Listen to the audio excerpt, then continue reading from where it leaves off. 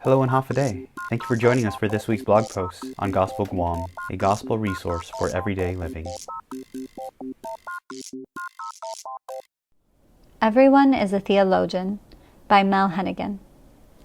Everyone is a theologian. When I say theologian, I do not think of monks in secluded places or scholars in ivory towers smoking pipes. I do not necessarily think of men or women with Bible or theology degrees. I think of ordinary people like you and me. I think of mothers and fathers, adults and teenagers, and children too. I think of doctors, lawyers, military servicemen, construction workers, servers, baristas, bartenders, nurses, realtors, business owners, and entrepreneurs alike. Everyone is a theologian for at least two reasons. First, everyone has thoughts about God. Whether you are a Christian, Buddhist, Muslim, atheist, or believe in the Force. Every person has an idea of who he, she, it is, attainable or distant, transcendent or immanent, whether he is real or a figment of the imagination. Secondly, everyone is a natural theologian because everyone has thoughts and opinions about the world and everything in it. Some call it their worldview, others their meta-narrative. Whether we use philosophical language or everyday terminology, we all have answers to some of life's biggest questions. Is there a God? What is the purpose of life? Is there life after death? What is right and wrong? Or, what is truth? Author and theologian A.W. Tozer famously said, "What comes into our minds when we think about God is the most important thing about us." What did he mean by this? He meant that how we view God affected everything about us.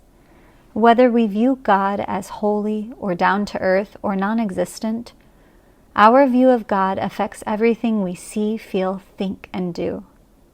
And if our view of God affects the way we live or the choices we make, it is essential to think right thoughts about Him so that we answer life's biggest questions with a right thinking grid.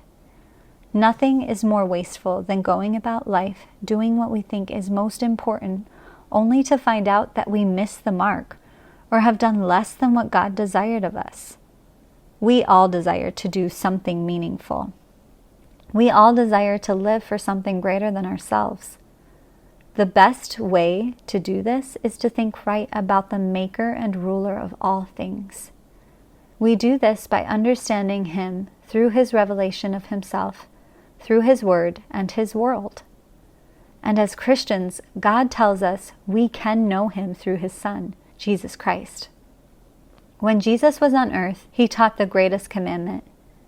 You shall love the Lord your God with all your heart and with all your soul and with all your mind. This is the first and greatest commandment, Matthew 22:37 through 38. Notice that part of loving God is to love Him with your mind, not just your heart, but with your mind as well. This is to say that we cannot love someone truly without getting to know and understand them rightly.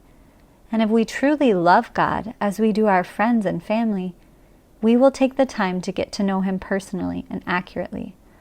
So let's love Him with our mind, our will, our emotion, all that we are.